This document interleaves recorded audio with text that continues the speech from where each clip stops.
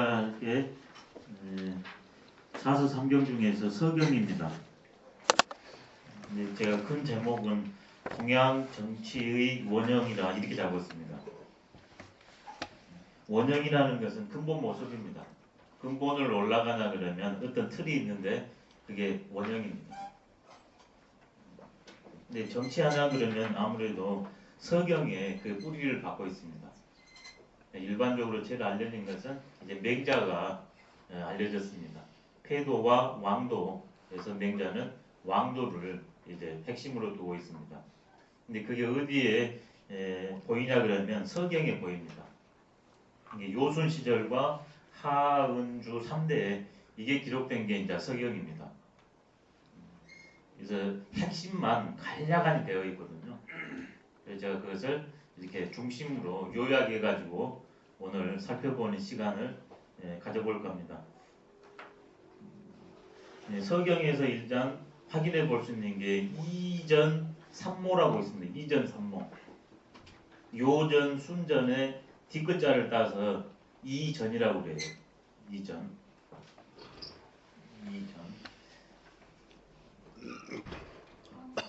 예.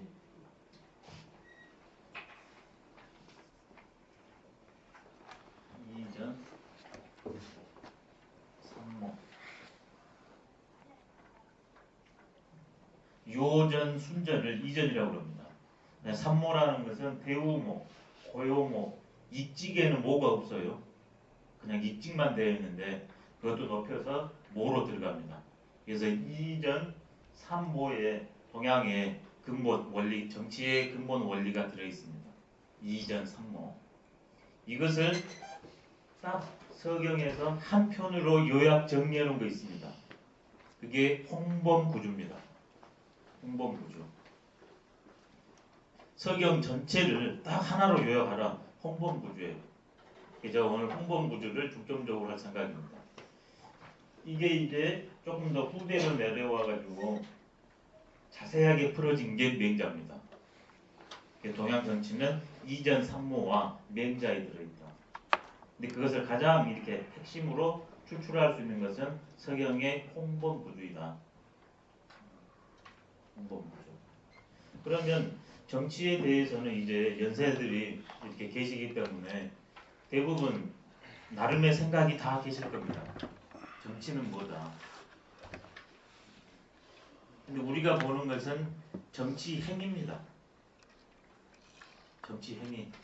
근데 행위가 나오기 위해서는 그 사태를 바라보는 행위하게 되는 그 근본 무엇인가가 있습니다. 그게 관점입니다. 정치 행위는 관점이 제일 먼저 있어요. 나와 세상을 어떻게 바라보는가. 이걸 인간관이네, 뭐 역사관이네, 그 다음에 세계관이네 이렇게 말합니다. 천은 세계관, 지는 역사관, 이는 인간관이에요. 이 관이 기본이 되어 있습니다. 거기에 입각해 가지고 만약 나한테 자리가 왔다 그러면 정책을 시행합니다. 관이 먼저예요. 관. 그런 식으로 했을 때 지금 인류를 관통하고 있는 정치 행위의 가장 근저에 있는 그 관점은 무엇일까? 요즘 현대 정당 정치에서는 정권을 장악한 것이 관점이에요. 그러니까 아주 급이 하급입니다. 지금 정치가. 왜 우리가 열불을 토할 수밖에 없냐? 정치의 이 관점에 있어서 제일 수준이 낮아요. 정권을 획득한 게 관점이니까. 그렇게 수준이 낮을 수가 없습니다. 현재. 그러면 이 관점들에 있어서 제일 일관, 중요한 관점이 일관이거든요. 핵심. 그것을 시대적으로 쭉 한번 크게 훑어보면요. 제일 먼저는 상고 시절에는 어떤 시절이었습니까? 정치가 뭐하고 연결됐나요? 신정일치입니다. 아니면 재정일치 이래야 되겠죠. 정치 행위의 원리가 뭐냐? 신과의 만남, 신의 뜻을 구현하는 겁니다. 신의 뜻으로 해 뭐든지. 그 다음에는 뭘로 옵니까? 신정에서 이게 이렇게 돼야 되겠네요. 신정일치에서 신이 존재가 의심을 받습니다. 자연과학의 발달과 그 다음에 인지의 발달로 인해 가지고 개인이나 역사를 기륭화복을 생사 여탈 지원을 가진 나를 제외한 외재적인 존재가 없다. 이게 신에 대한 도전이에요. 그것이 역사에서 확대가 되기 시작합니다. 철학이 발달하면서. 그러냐 그러면 바로 그것을 뭘로 읽어내려고 하냐 그러면 교육을 통해서 확보하려고 합니다. 그래서 교육이 다가와요. 교육. 이게 정교일치입니다. 그래서 이 교육의 내용이 뭘까 이제 이성입니다. 이성.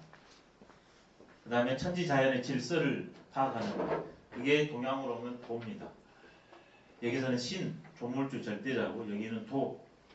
천지자연의 원리가 있다. 인간한테는 이성이 있다. 본성이 있다. 이게 지향하는 게 정교일치예요. 시절이 지나가니까 이제 이것까지 깨집니다. 정교 불일치 시절이 옵니다. 정교 불일치. 그때 어떤 게 나오나 그러면 정교 일치인데 여기까지는 신정 일치. 여기서 정교 일치. 이걸 고대라고 보면 되겠습니다. 여가 상고 시절, 여가 고대. 그러면 이제 중세가 오겠죠. 그럼 먼저 동양 중세입니다. 동양은 고대나 중세나 근대 중세나 다 같습니다. 정교 일치를 지향합니다. 상고 때는 신정 일치였고, 서양에서는 다릅니다. 중세 때는까지 서양은 신정 일치예요. 근대에 오냐 그러면 신정 일치가 아니라 정교 일치를 공부해요. 그게 계몽주의입니다. 계몽주의. 이게 동서양이 달라요. 역사 발전론이. 근데 우리가 기본적으로 마르크스의 역사 5발전론을 5단계 발전론을 무비판적으로 수용한 단점이 너무나 크게 자리 잡고 있습니다. 저는 그 틀을 받아들이지 않습니다. 서양 약서나 역사를 인식하는 좋은 틀로는 보지만 동양 역사에 그건 맞지 않는다. 서양 역사에도 잣대를 이런 식으로 정신으로 들이댈 수 있어요. 거기 경제 문제를 중심으로 되고. 그러면 여기에서 진하나 그러면 이제 새로운 세상이 오는데 이제 정교가 불일치되는 시절이 옵니다. 그러면 뭐가 오는가? 그때 정법 일치가 주가 됩니다. 인간은 악한 존재다. 그러니까 법으로 해야 된다. 이게 정법 일치입니다. 정법 일치. 이거 바로 근대의 법 확립입니다. 서양 근대 특히. 서양 근대는 정교나 정법이 같이 가요.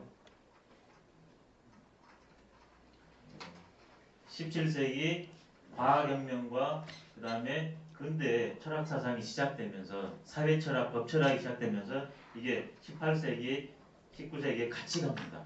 법과 교가.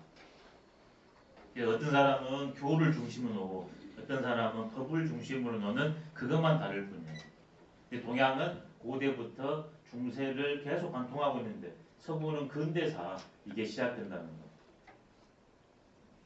큰 차이점입니다. 근데 이게 정법마저 제대로 가지 않습니다. 그래 이제 나온 게 뭐냐면 정경 일치의 시절이 옵니다. 이게 이제 자본주의겠죠.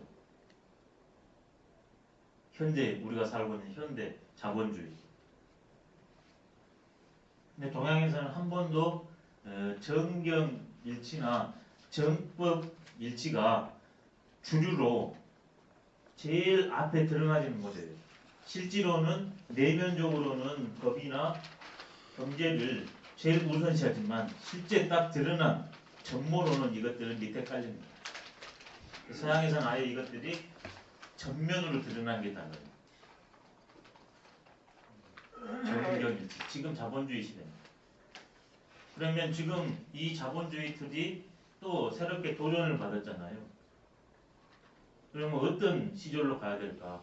그래서 저는 이런 식의 생각을 갖고 있습니다. 예, 생정일치의 시절로 가야 된다. 요즘 서양에서도 생태 환경이 주류잖아요. 바로 그 생입니다. 근데 이건 동양적 의미의 그 생명이 사회 시스템으로 정착돼야 된다. 그게 생경일치 사상입니다. 제가 그걸 6가지로 내용을 20세기를 비판하고 21세기를 이렇게 바꿔야 된다는 그 패러다임의 전환이 있는데 오늘은 그건 시간이 허락되지 않기 때문에 일단 앞으로는 생경일치로 가야 된다. 그러기 위해서는 6가지를 우리가 정치 행위를 하는 제일 기본부터 제일 위까지 있는 6가지 패러다임이 완전히 바꿔야 됩니다. 그러면 정치에서 추구하는 건 뭘까 도대체? 이런 식의 쭉 변화가 왔는데 근데 어떻게 되든 간에 여기에서 지향하는 것은 이렇게 됩니다. 이런 데 가나 그러면 사회 정의가 중심이 됩니다. 이런 데 가나 그러면 먹고 사는 것이 중심이 됩니다.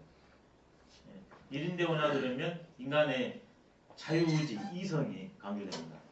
이런 데로 오나 그러면 신이나 생명하고 하나 되는 것이 중시됩니다. 근데 그 시절 인연에 따라서 어떤 거 하나가 조금 더 드러나요. 그래서 제가 생각하는 그 다음에 서경이나 이런 데서 드러나는 정치의 원리를 요즘 말로 한다면 첫 번째 내재적인 자유입니다. 그 어디에도 구속받지 않는, 억압받지 않는 자유.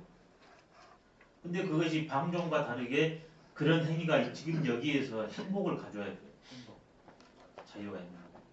그 다음에 남들과의 관계 속, 다른 타국과의 관계 속, 다른 존재들과의 관계 속은 나와 다른 존재들이 평화롭게 같이 살아야 돼요. 평화.